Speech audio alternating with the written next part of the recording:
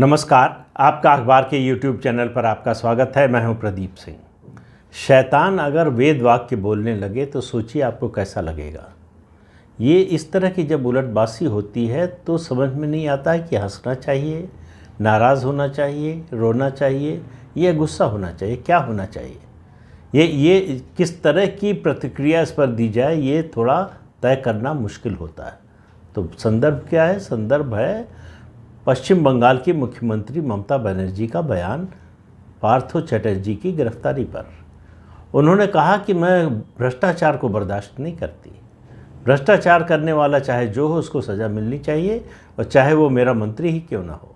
उन्होंने कहा आप सज़ा देना चाहें तो आजीवन कारावास भी दे दें तो मुझे कोई एतराज़ नहीं। अब जो ईमानदार लोग हैं वो कहाँ छिपे, कहाँ मुँह छुपाएं। ममता बनर्जी कह रही हैं कि वो भ्रष्टाचार बर्दाश्त नहीं करती। उनके मंत्रियों के खिलाफ, विधायकों के खिलाफ, उनके पार्टी के दूसरे नेताओं के खिलाफ, उनके भतीजे के खिलाफ, सबके खिलाफ भ्रष्टाचार के आरोप हैं। जांच चल रही है। कई मामलों में तो जांच कोर्ट के आदेश से हो रही है, कोर्ट की निगरानी में हो रही है। तब उस समय इस तरह का बयान, और पार्थो चटर्जी कोई ऐसे वैसे नेता मंत्री नहीं थे।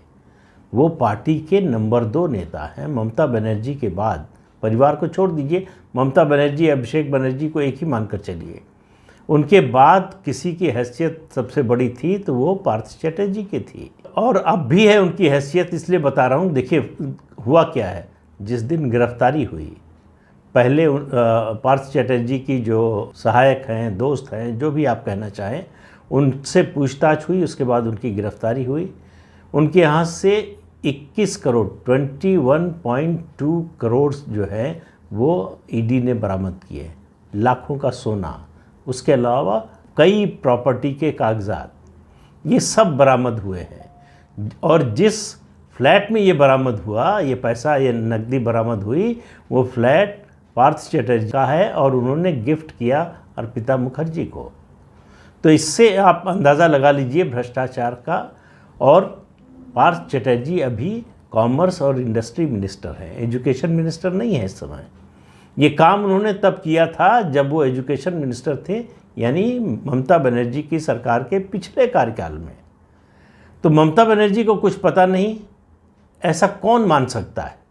दुनिया में कोई भी ये बात कह सकता है कि किसी भी सरकार के, राज्य सरकार के नंबर 2 की हैसियत वाला मंत्री भ्रष्टाचार करता रहे, इतना पैसा जुटाता रहे और मुख्यमंत्री को पता नहीं हो? दो ही बातें हैं। मुख्यमंत्री को पता तब नहीं हो सकता जब मुख्यमंत्री की पॉलिसी करप्शन के प्रति ज़ीरो टॉलरेंस की हो, जैसे उत्तर प्रदेश के मुख्यमंत्री योगी आदित्यनाथ की है। तब जो है, जैसे ही पता चलेगा एक्शन होगा।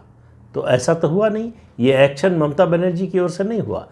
तृणमूल कांग्रेस के किसी नेता के खिलाफ भ्रष्टाचार के आरोप में सरकार की ओर से, ममता बनर्जी की ओर से एक्शन इनिशिएट नहीं हुआ, शुरुआत उसकी नहीं हुई।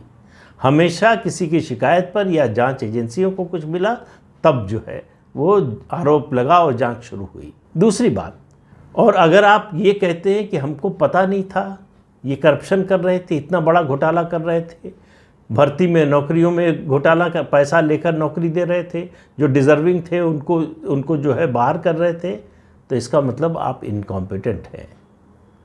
ये आपके पक्ष में, दोनों स्थितियों में बात आपके पक्ष में नहीं जाती। माननीय ममता बनर्जी जी, ये बात आप समझ लीजिए कि आपका मंत्री अगर भ्रष्टाचार कर रहा है, आप उसको पकड़वा नहीं रही हैं, जांच नहीं कर रही हैं, उससे सवाल नहीं पूछ रही हैं, तो ये आपकी ईमानदारी का सबूत नहीं है। और आपको पता नहीं चल रहा तो ये आपकी कार्यकुशलता का सबूत नहीं है। तो आप तय कर लीजिए ये क्या है। दूसरी बात, जब गिरफ्तारी हुई 1:55 AM पर गिरफ्तारी हुई, 23-24 की रात, पार्थ चटर्जी की। ईडी ने गिरफ्तार किया। तो ईडी जब गिरफ्तार करता है, कोई भी गिरफ्तारी जो जांच एजेंसी करती है, तो एक अरेस्ट मेमो बनता है, और अरेस्ट मेमो बनता है, उसमें सब बातों का जिक्र होता है। तो उसमें क्या जिक्र है? 3 बार पार्थ चटर्जी ने 3 बार ममता बनर्जी को फ़ोन करने की कोशिश की। पहला फ़ोन 2:33 AM, दूसरी कॉल 3:37 पर, यानी 3:37 पर सुबह, और तीसरी कॉल सुबह 9:35 9:35 पर। ये तीनों कॉल ममता बनर्जी को की गई। अब जो फिरहद हाकिम हैं ममता बनर्जी के करीबी नेता टीएमसी के, उनका कहना है कि ये गलत है कि ममता बनर्जी को फ़ोन किया गया था, क्योंकि पार्थ चैटर्जी का फ़ोन तो ईडी के पास था। अब शायद उनको पता नहीं है कि जब गिरफ्तारी होती है तो जो गिरफ्तार किया जाता है उसको ये छूट देती है जांच एजेंसी कि आप अपने करीबी मित्र, परिवार के लोग या किसी को फ़ोन करके सूचना देना चाहते हैं, आपकी गिरफ्तारी हो गई तो दे सकते हैं, उसके लिए फ़ोन का इस्तेमाल करने की इजाज़त होती है। तो इसलिए उनको इजाज़त थी फ़ोन का इस्तेमाल करने की। 3 बार उन्होंने कोशिश की, चूँकि पहली बार बात नहीं हुई, दूसरी बार भी बात नहीं हुई, इसलिए तीसरा मौका भी मिला। तो ये कहना कि ममता, अब देखिए मंत्री गिरफ्तार हो रहा है, करप्शन के चार्ज में गिरफ्तार हो रहा है, और वो मुख्यमंत्री को फ़ोन कर रहा है। क्यों कर रहा है? मदद के लिए ही तो। लेकिन ममता बनर्जी ने मदद नहीं की, और क्यों नहीं की ये मैं पिछले वीडियो में भी इसका जिक्र किया था। ममता बनर्जी को समझ में आ रहा है कि शिकंजा कस रहा है। उनका और बीजेपी का कोई समझौता हुआ है कि नहीं, ये मुझे नहीं मालूम। पहले भी मैंने ये बात कही थी, लेकिन कुछ हुआ है, इससे इनकार नहीं किया जा सकता। और उस कुछ में केवल एक ही बात हो सकती है कि उनका भतीजा बच जाए। बाकी ममता बनर्जी को किसी से मोह माया नहीं है। लेकिन ये मुद्दा ऐसा है, चूँकि ये कोर्ट के आदेश पर जांच हो रही है, कोर्ट की निगरानी में जांच हो रही है, और कलकत्ता हाई कोर्ट ने जब ईडी के अधिकारी गए इनके मामले में, पार्थ चैटर्जी के मामले में, उनके स्वास्थ्य को लेकर जांच शुरू होते ही उनको सीने में दर्द होने लगा, जो सब आरोपियों के साथ होता है। अस्पताल में, सरकारी अस्पताल में भर्ती हो गए। तो ईडी के लोग गए कि भाई यहाँ से तो सही रिपोर्ट मिलेगी नहीं, हमको परमिशन दी जाए कि इनको एम्स भुवनेश्वर ले जाएं।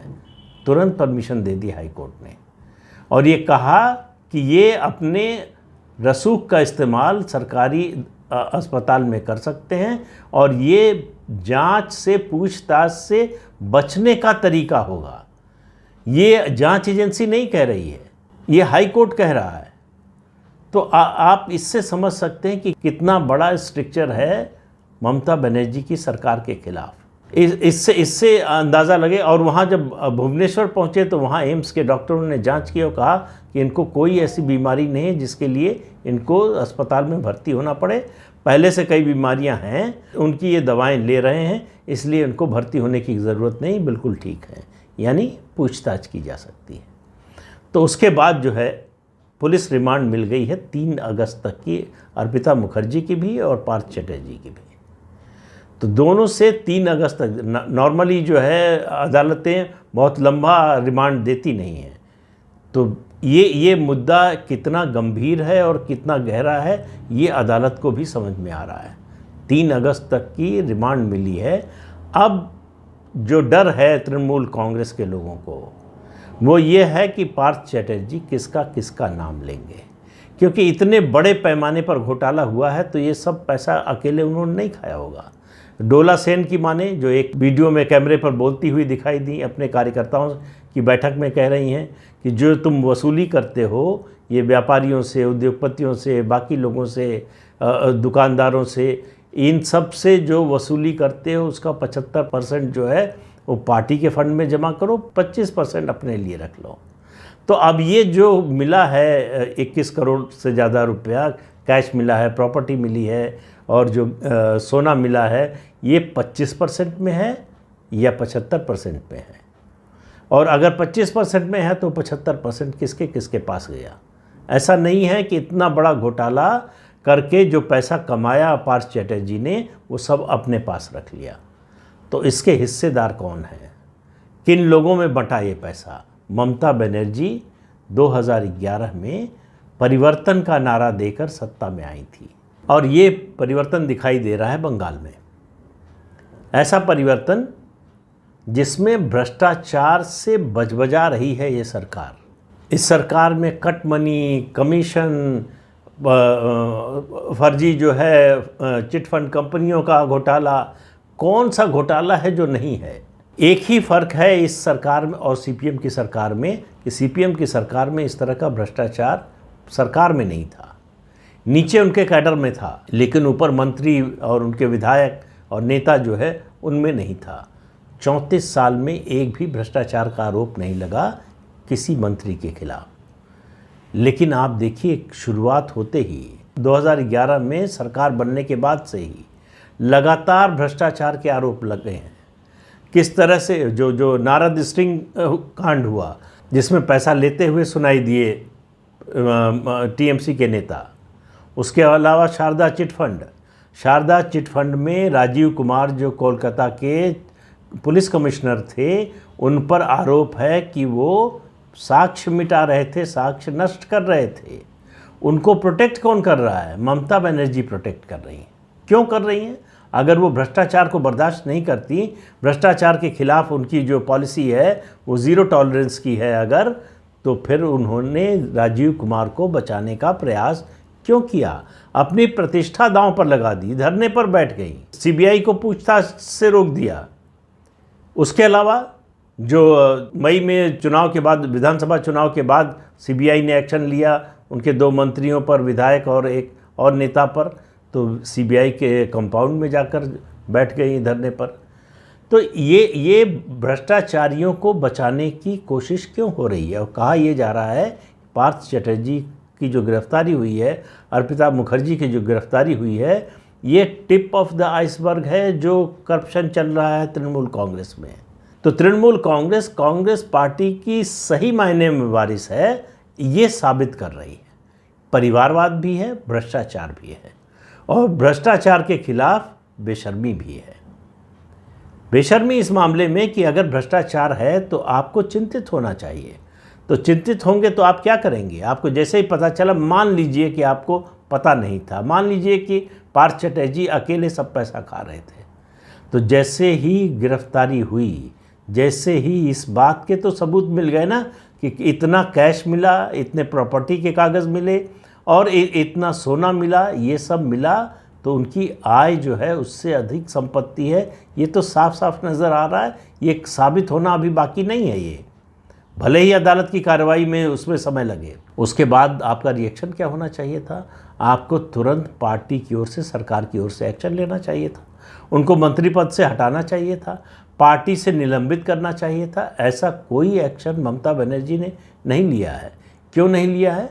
ऐसे सब लोगों को डर लगता है कि अगर पार्थ चटर्जी मान लीजिए कि सबके नाम ले लें, सब कुछ उगल दें, जिस दिन उनको लगा कि ममता बनर्जी हमारे लिए कुछ नहीं करने वाली हैं, तो वो निश्चित रूप से, जब उनको लगेगा कि मैं ही सिर्फ जेल जा रहा हूँ, पैसा बहुत से लोगों ने खाया, उसी दिन उनके मुंह से तमाम बातें निकलना शुरू हो जाएंगी, तोते की तरह बोलना शुरू कर देंगे। तब जांच एजेंसी के लिए जांच को आगे बढ़ाना, बाकी लोगों को शिकंजे में लेना और आसान हो जाएगा। क्या इस जांच की आंच मुख्यमंत्री ममता बनर्जी तक पहुंचेगी? इस बात की संभावना से पूरी तरह से इनकार नहीं किया जा सकता। ममता बनर्जी की मुश्किलें बढ़ने वाली हैं। अभी तो जो चुनाव बाद की हिंसा है उसकी जो जांच हो रही है, उसमें चार्जशीट फाइल होना शुरू हो गई है। उसमें जब चार्जेस फ्रेम होंगे और नेताओं की और गिरफ्तारी होगी, तब सामने आएगा कि कौन कौन शामिल थे, क्योंकि इसमें राज्य सरकार के कई वरिष्ठ पुलिस अधिकारी भी शामिल थे। ये सब बातें जब सामने आएंगी तो ममता बनर्जी के लिए डिफेंड करना इन सबको कठिन से कठिन होता जाएगा। तो 2024 में जो लग रहा था कि उनका रास्ता बड़ा सुगम है, पश्चिम बंगाल की ही बात कर रहा हूँ, पश्चिम बंगाल से बाहर नहीं, पश्चिम बंगाल से बाहर तृणमूल कांग्रेस का कुछ नहीं होने वाला है। कोई जनाधार नहीं है। विधानसभा में, छोटी सी विधानसभा 40 सदस्यों की, गोवा में उन्होंने आजमा के देख लिया है, मेघालय में आजमा के देख लिया है, मेघालय में भी कुछ होने वाला नहीं है। तो इसलिए ममता बनर्जी की जो कोशिश थी राष्ट्रीय परिदृश्य पर जाने की, मंच पर जाने की, उसकी तो बात ही छोड़ दीजिए। उनका अपना घर का किला जो है वो सुरक्षित नज़र नहीं आ रहा है। बीजेपी की ओर दोस्ती का हाथ बढ़ाना भी काम नहीं आ रहा है। तो पार्थ चटर्जी और अर्पिता मुखर्जी और उनके कहने पर जो और गिरफ्तारियां होंगी, वो लोग तय करेंगे ममता बनर्जी का राजनीतिक भविष्य क्या होगा। अगर ये सारा कच्चा चिट्ठा खोल देते हैं तो फिर ममता बनर्जी के लिए बड़ी मुश्किल आने वाली है और उसका सामना करना उनके लिए बहुत कठिन होगा। तो प्रधानमंत्री तो छोड़िए, मुख्यमंत्री का पद भी जो है बहुत सुरक्षित नहीं रह गया। हालांकि संख्या इतनी बड़ी है कि कुछ होने वाला नहीं है, और वो समय नहीं है जब ऐसी बातों पर, ऐसे आरोप पर लोग इस्तीफ़ा दिया करते थे। तो आप देखिए कि कौन कौन से कहाँ की सरकार के मंत्री जेल में हैं और मंत्री बने हुए हैं। इसलिए आरोप लगने के बाद ममता बनर्जी किसी से इस्तीफ़ा ले लेंगी या उनके इस्तीफ़े की कोई बात होगी, इसकी मुझे कोई संभावना नहीं है, कोई उम्मीद नहीं है। लेकिन उनके लिए मुश्किल बढ़ने वाली है, इससे कोई इनकार नहीं कर सकता। ईडी की जांच थोड़ा और आगे बढ़ने दीजिए और थोड़ा इंतज़ार कीजिए। तो इस अंक में इतना ही। अगले अंक में फिर मिलेंगे किसी नए मुद्दे के साथ। तब तक के लिए इजाज़त दीजिए।